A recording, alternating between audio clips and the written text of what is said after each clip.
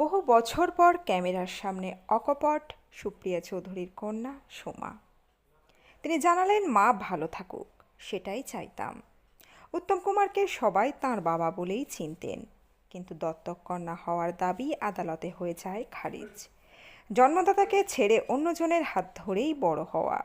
সুপ্রিয়া দেবীর সঙ্গে মহানায়কের সম্পর্ক নিয়ে অকপটে কি বললেন সোমা, বিস্তারিত থাকছে এই প্রতিবেদনে। বন্ধুরা, চ্যানেলে নতুন হলে চ্যানেলটি সাবস্ক্রাইব করে রাখতে পারেন ও ভিডিওটি শেয়ার করতে পারেন।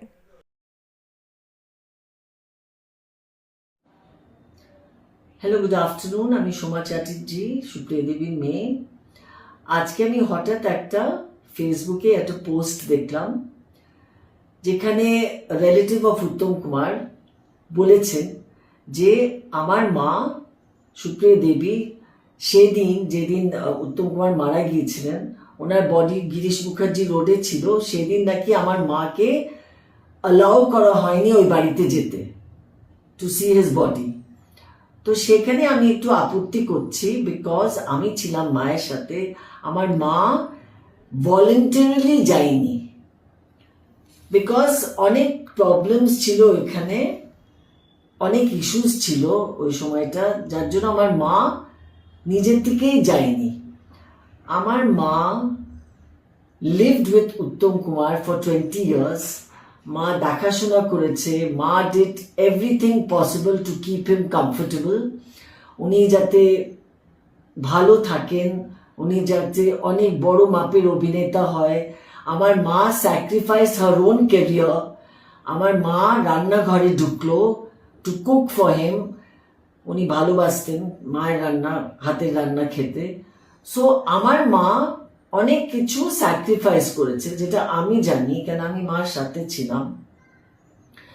সো এটা আমার একটু মনে কষ্ট হলো যে এটা শুনে, যে মাকে অ্যালাউ করা হয়নি ওখানে যেতে দাও, উইচ ইজ কমপ্লিটলি ইনকারেক্ট। কেননা যে বলেছে সে হয়তো জানে না, সে হয়তো খুব ছোট ছিল, হয়তো এমনি বলে দিল একটা কথা, বাট আমার মা নিজের থেকেই যায়নি, বিকজ মা জানতো যে ওখানে অনেক পলিটিক্স চলছে, অনেক ঝামেলা চলছে। আফটারঅল মহানায়ক উত্তম কুমার মারা গেছেন, সো অনেক কিছু ইস্যুস চলছিল বলে আমার মা শি জাস্ট স্টেপড অ্যাসাইড, মা যায়নি। তাই এটাই আমি একটু আপনাদের সবাইকে বলতে চাইছি, যে এটা I just corrected the misinformation. ঠিক আছে, থ্যাংক ইউ। মহানায়ক উত্তম কুমার এবং অভিনেত্রী সুপ্রিয়া দেবীর সম্পর্ক নিয়ে বহু বছর ধরে বহু আলোচনা, বহু বিতর্ক, বহু কথা চলে আসছে। সমাজের অনেক মানুষই তাদের সম্পর্ককে কোনো দিনই মেনে নিতে পারেননি। আবার অনেক মানুষই সুপ্রিয়া দেবীকে নানা কটাক্ষের মুখেও ফেলেছেন বারবার। অনেকে তো এমনও খারাপ কথা বলেছে যে সমস্ত নাম মুখেও আনা যায় না। তবুও জীবনের শেষ দিকে প্রায় 2 দশক তাঁরা একসঙ্গেই কাটিয়ে দিয়েছিলেন তাদের জীবনটা। জানা যায়, উত্তম কুমার গান্ধর্ব মতে সুপ্রিয়া দেবীকে বিয়ে করেছিলেন। গান্ধর্ব মতে বিয়ে করা ছাড়া তাদের হাতে আর কোনো উপায়ও ছিল না, কারণ উত্তম কুমারের প্রথম স্ত্রী গৌরী দেবীকে তিনি কখনোই ডিভোর্স দেননি। যেহেতু গৌরী দেবীকে কখনোই তিনি ডিভোর্স করেননি, আর দ্বিতীয় বিয়ে সুপ্রিয়ার সাথে ছিল গান্ধর্ব মতে, তাই এই বিয়ে কখনোই আইনি স্বীকৃতি পায়নি। এই পরিস্থিতির মধ্য দিয়েও সুপ্রিয়া দেবী প্রকাশ্যে সবসময় মহানায়ক উত্তম কুমারের সম্পর্কে অত্যন্ত সম্মান করতেন, সম্মানের সঙ্গে তার নাম উল্লেখ করতেন এবং বিভিন্ন সময় বিভিন্ন সংবাদ মাধ্যমের সামনে প্রায়ই উত্তম কুমারকে আপনাদের দাদা বলেই সম্বোধন করতেন। কখনো কোনো জায়গায় তাকে দেখা যায়নি উত্তম কুমারকে অসম্মান করতে। উত্তম সুপ্রিয়ার সম্পর্ক নিয়ে বরাবরই থেকেছে নানা বিতর্ক, কিন্তু ব্যক্তিগত মর্যাদা রক্ষায় তিনি কখনোই পিছিয়ে যাননি। সম্প্রতি উত্তম কুমারের প্রয়াণ দিবস উপলক্ষে এক সাক্ষাৎকারে তার নাতনি নবমিতা চট্টোপাধ্যায় পরিবারের অতীত নিয়ে কিছু মন্তব্য করেছেন। আপনারা অনেকেই হয়তো সেই ভিডিওগুলি দেখেছেন। তিনি উত্তম কুমার ও সুপ্রিয়া দেবীর সম্পর্কের পাশাপাশি মহানায়কের মৃত্যুর পর সম্পত্তি নিয়ে তৈরি হওয়া আইনি বিতর্কের কথাও তুলে ধরেছেন সেই ভিডিওতে। তার বক্তব্য সামনে আসতেই নতুন করে নানা আলোচনা সমালোচনা শুরু হয়েছে। জানা গিয়েছে উত্তম কুমারের মৃত্যুর পরে সম্পত্তিতে অধিকার দাবি করে আইনি নোটিশ পাঠানো হয়েছিল এবং সেই মামলা দীর্ঘ প্রায় 1 দশক ধরে চলেছিল। তবে সেই মামলা নাকি করেছিলেন সুপ্রিয়া দেবীর কন্যা সোমা চ্যাটার্জি, যিনি কিনা একসময় নিজেকে উত্তম কুমারের কন্যা বলে দাবি করেছিলেন, যদিও সেই দাবি আদালতে তিনি প্রমাণ করতে পারেননি। আর সেই ঘটনাকে ঘিরেই ফের পুরানো বিতর্ক নতুন করে আবারও সামনে এসেছে। অতীতে এক সাক্ষাৎকারে TV9 বাংলাকে দেওয়া বক্তব্যে সোমা চট্টোপাধ্যায় নিজের শৈশব এবং মায়ের ব্যক্তিগত জীবন নিয়ে খোলাখুলি কথা বলেছিলেন। তিনি বলেছিলেন, একদিন জানতে পারি উত্তম কুমারের সঙ্গে মায়ের সম্পর্ক আছে। খুব ছোট ছিলাম তো, সেরকম কোনো প্রতিক্রিয়া ছিল না আমার। তারপর আমি বোর্ডিং স্কুলে পড়তাম। তবে এটুকু বলবো, আমি মায়ের খুব বাধ্য মেয়ে ছিলাম। তিনি আমাকে যা বলতেন আমি তাই শুনতাম। মায়ের জীবনের একটা অধ্যায় ছিল সেটা।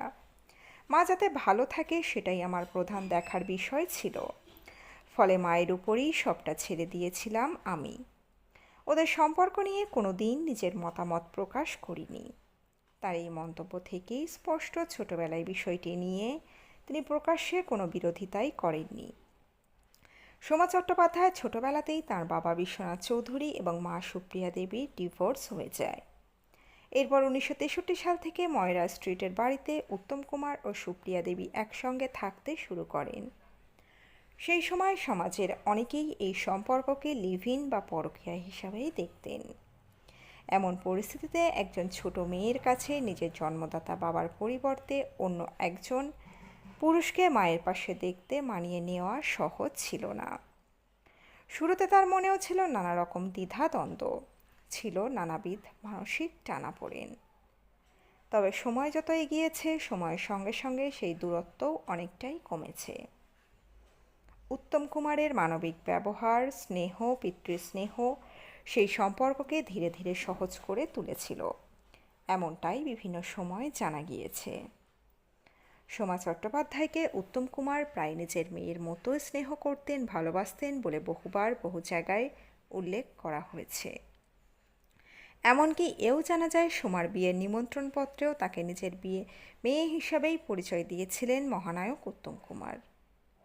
তবে বাস্তব জীবনে উত্তম কুমারের অবস্থান নিয়ে সোমার অনুভূতি ছিল কিছুটা ভিন্ন। এক সাক্ষাৎকারে তিনি বলেছেন, আমি ব্রোকেন ফ্যামিলির মেয়ে। প্রত্যেক মেয়ের মতো আমিও বাবাকে ভালোবেসেছিলাম। বাবা চলে গেলেন অন্যত্র। তাই 5 বছর বয়স থেকে আমার জীবন মা কেন্দ্রিক হয়ে গেল। অনেক ছোটবেলা থেকে উত্তম কুমারকে আমাদের বাড়িতে এসে থাকতে দেখেছি। মা যা করেছেন আমি তাই মেনে নিয়েছি। তাই আপনার এই প্রশ্নের উত্তর আমি ঠিকমতো দিতে পারবো না। তার বক্তব্যে শৈশবের বাস্তব অভিজ্ঞতার প্রতিফলন স্পষ্ট হয়ে ওঠে। উত্তম কুমারকে বাবা হিসাবে কতটা গ্রহণ করতে পেরেছিলেন তিনি, সেই প্রশ্নের জবাবেও সোমা নিজের অনুভূতি স্পষ্টভাবে তুলে ধরেন। তিনি বলেন, উত্তম কুমার একজন ফিল্ম স্টার ছিলেন। মায়ের সঙ্গে তিনি থাকতেন ঠিকই, কিন্তু নিজের পরিবারকে ত্যাগ করতে পারেননি। আমার মনে হতো তিনি যথেষ্ট শক্ত মানুষ নন। আমার মাকেই বরং অনেক বেশি স্ট্রং বলে মনে হয়েছে চিরকাল। তার এই মন্তব্য আবারও নতুন করে আলোচনার কেন্দ্রে এসেছিল।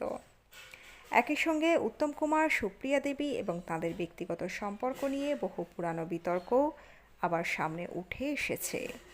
যদিও এই বিষয়গুলি বহু বছরের পুরানো, তবুও মহানায়কের ব্যক্তিগত জীবন নিয়ে সাধারণ মানুষের আগ্রহ আজও কমেনি। শুরুতেই আমরা সোমা চ্যাটার্জির একটি বক্তব্য ভিডিও আপনাদের সামনে তুলে ধরেছি। সম্পূর্ণ ভিডিওটি দেখার পর আপনারা আপনাদের মতামত অবশ্যই কমেন্ট বক্সে রাখতে ভুলবেন না। এই প্রতিবেদনে ছিল এতটুকুই। দ্রুত ফিরে আসবো এরকমই নতুন কোনো প্রতিবেদন নিয়ে। অজানা গল্প চ্যানেলের সঙ্গে থাকার জন্য সকল দর্শক বন্ধুকে অসংখ্য ধন্যবাদ। দেখতে থাকুন, চোখ রাখুন আমাদের অজানা গল্প চ্যানেলে।